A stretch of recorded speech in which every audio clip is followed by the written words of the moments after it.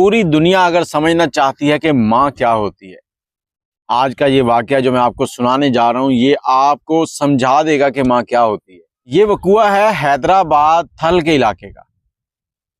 मंजूरा बीबी जिसकी उम्र 55 साल है, सहन में पड़ी हुई है, जिस्म से खून निकल रहा है। इलाके के लोग जमा हुए इसलिए कि उसको उठा के अस्पताल ले जा सकें।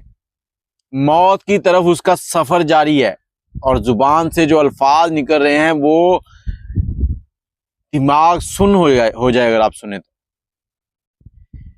कहती है कि मेरा बेटा थोड़ा जज्बाती है,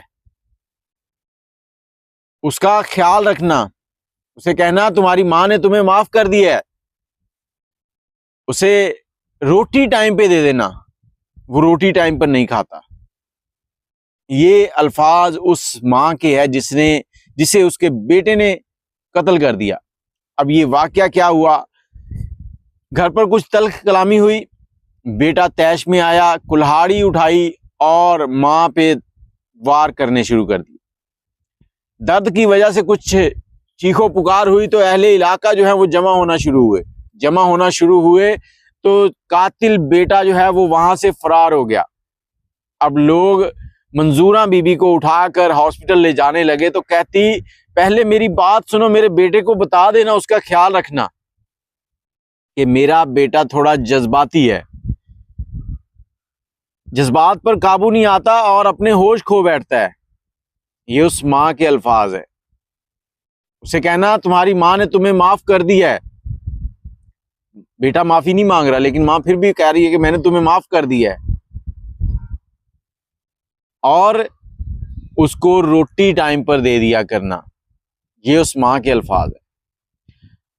माँ दुनिया से रुखसत हो जाती है, बाप की मुद्दत में FIR दर्ज होती है, बेटा पकड़ा गया, जेल की सलाखों के पीछे है। लेकिन एक सबक कि माँ होती है। माँ के कदमों के नीचे जन्नत क्यों रखी गई है, इसी वजह से।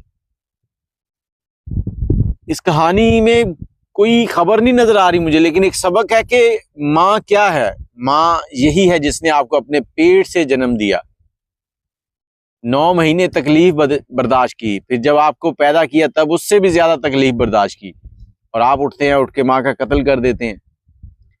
अगर किसी ने सीखना है कि माँ क्या है दौरे हाजिर में, तो ये बहुत बड़ा सबक है आपके लिए। बहुत सारे केसेस होते हैं जो कुछ लोगों के लिए कुछ भी नहीं होते, लेकिन इस केस में ये जो अल्फाज हैं ये अपने आप में एक केस है। ये केस शायद क़यामत के दिन खुलेगा और इसका नतीजा भी वहीं मिलेगा आपको कि माँ क्या है।